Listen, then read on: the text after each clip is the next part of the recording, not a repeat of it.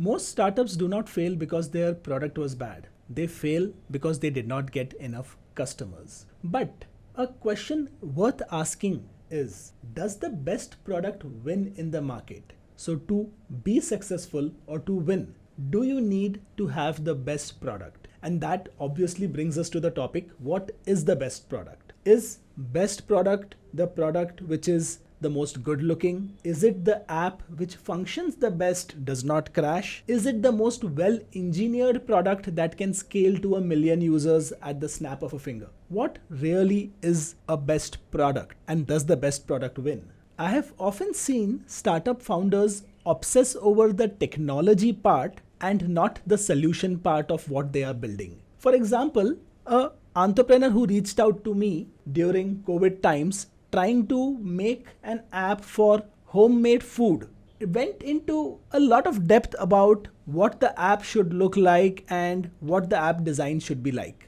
And I kept insisting that, hey, you are building something for the first time. You are not a technology person. Why don't you start this over WhatsApp first? Start delivering food over WhatsApp with a team which is available on WhatsApp and calls maybe, and get customers in a local area. And then move these customers to an app so that you have revenue first. You figure how to manage the home chefs. You can manage what will break. You can manage delivery. The tough logistical problems of delivering food, why don't you solve them first and then try and build an app?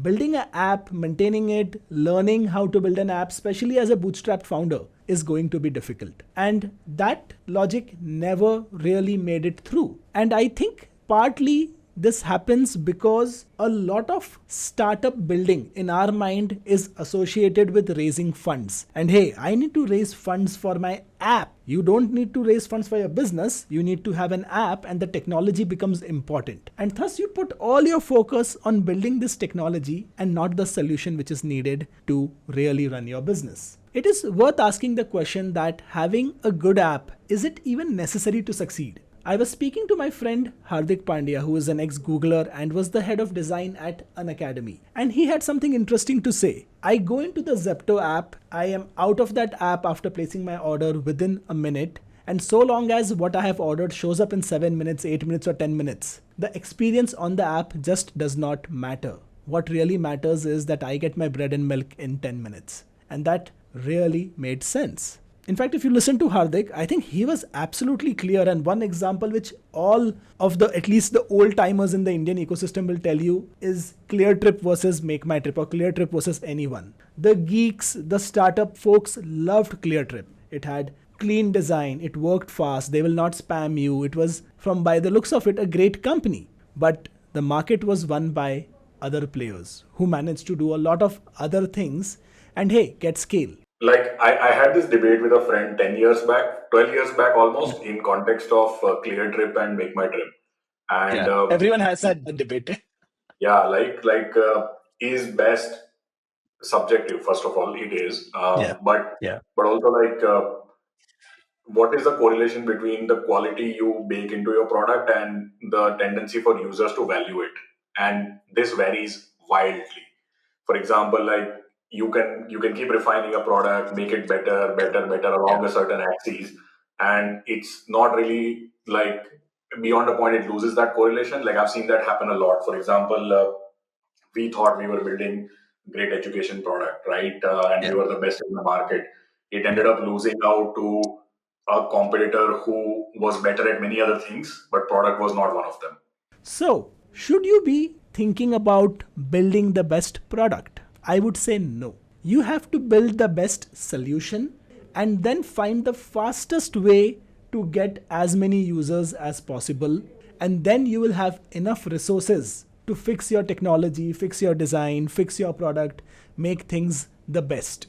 So the best product in my view does not win, but the product that win ultimately ends up becoming the best because they have the resources to build the best product. I see this in a lot of startup pitches where the founder is thinking that the current product is low quality and I will build something better. And in the quest to replace an existing habit with a better product, what we often forget is habit. Unless your product is bringing in an experience which is way better than what people already have, it's probably gonna be difficult to change that existing habit. Think about Tally versus QuickBooks. QuickBooks failed in India and folded. It is now that we are seeing Reference, Zoho Books, and others coming up with cloud solutions, and that market is getting disrupted. Cloud solutions, cloud accounting softwares, cloud compliance softwares are finally working. But it was a dangerous 10-15 year period where people kept trying to change that behavior, and our community, our accounting community, was just happy using Tally, which I believe is still the market leader.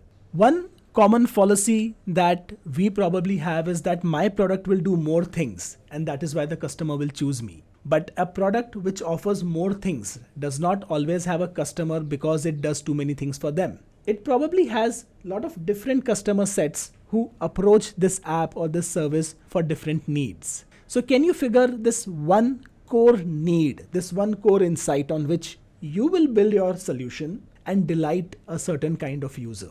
And then technology, UI, UX, scaling it, building 10 more features, all of that will take care of itself. But do you have a small core engine that can work in a small market? Maybe that's the way to go. And then you will be in a race to make this really popular, to take this to as many people as possible before others come in. There are a lot of markets, a lot of examples that we talk about where both products won. Swiggy, Zomato, both have won. Flipkart, Amazon, both have won. And I would say those are not the examples to look at. So if you're thinking Amazon is better than Flipkart in XYZ, or I like Zomato for XYZ reason, that is not the point. Think about all of their competitors who died. Why is it that they died? It is not that they could not build a product that was as good as some of these. It is because they could not get the distribution in time, the solution in time, or the resources to build out this vast network in time. Because for the first many years, a lot of these businesses make a loss. And it is as a result given that if you are building in any space where there is a market, be it a Dream11 doing fantasy gaming, or be it food delivery, or be it quick commerce, there will always be multiple players who will come in because capital will chase that market. And most successful startups define a category or disrupt a category. And it is evident after a point that this new category has emerged and capital will chase that category. Anyway, I think I can ramble on this topic for a long time, but I think this is absolutely clear in my mind that the best product does not win.